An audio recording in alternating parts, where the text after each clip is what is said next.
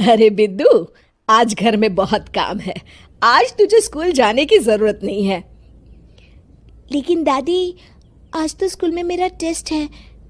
अरे एक दिन स्कूल नहीं जाएगी तो ऐसी कौन सी तेरी कलेक्टर की पढ़ाई छूट जाएगी। वैसे भी मैं देख रही हूँ आजकल तो बड़ी ढीठ हो गई है।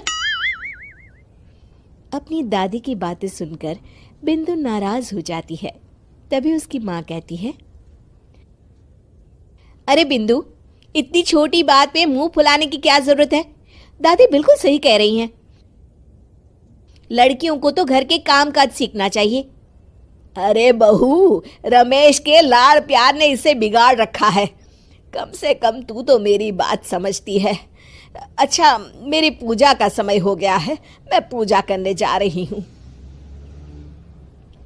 इतना कहकर रमेश की माँ वहां से चली जाती है। इस तरह बिंदु की दादी और माँ दोनों अक्सर उसे घर के कामों में ही उलझा कर रखते थे। कुछ दिनों के बाद राजू और बिंदु के 10वीं के रिजल्ट्स आते हैं। दोनों बच्चे दादी को अपना अपना रिपोर्ट कार्ड दिखाते हैं।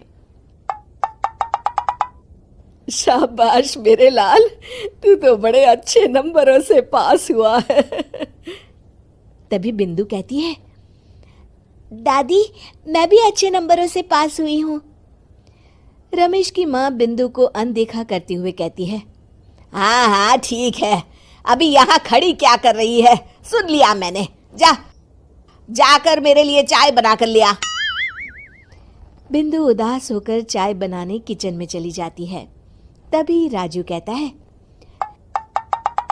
दादी, मैं क्रिकेट के कोचिंग सेंटर में एडमिशन लेना चाहता हूँ। अरे वाह राजू बेटा, ये तो तूने बड़ी अच्छी बात कही। तू कल ही अपना एडमिशन करा ले, जितनी भी फीस होगी मैं दे दूंगी। अरे एक दिन मेरा पोता विराट कोहली बनेगा। इस तरह अक्सर रमेश की माँ अपनी पोती बिंदु के साथ दुर्व्यवहार करती थी। कुछ दिनों के बाद रमेश की माँ और उसकी पत्नी दोनों सास बहू मिलकर राजू का एडमिशन अच्छे स्कूल में करवा देते हैं, लेकिन बिंदु का एडमिशन नहीं करवाते। इस बात से नाराज होकर बिंदु अपनी दादी से कहती है, लेकिन दादी, मुझे भी आगे की पढ़ाई करनी है। अरे क्या करेगी आगे की पढ़ाई लिखाई करके हैं? आज से ये पढ़ाई का भूत अपने दिमाग से उतार दे। इतना कहकर रमेश की माँ वहां से चली जाती है।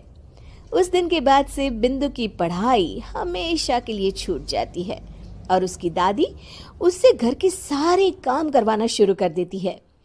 इस तरह उसका सारा दिन घर के कामों में ही बीत जाता था। कुछ दिन बीत जाते हैं और एक दिन रमेश छुट्टियों पर घर आता है। बिंदु को घर के काम करते हुए देख उससे कहता है, अरे बिंदु बेटा, तुम स्कूल नहीं गई? पिताजी, दादी ने मेरा एडमिशन कराने से मना कर दिया है। वे कहती हैं घर पे रहकर घर के काम करना सीख।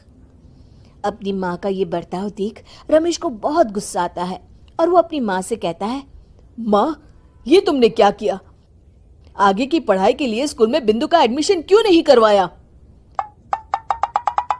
अरे बेटा, लड़की जात है, ज्यादा पढ़ लिख कर क्या करेगी?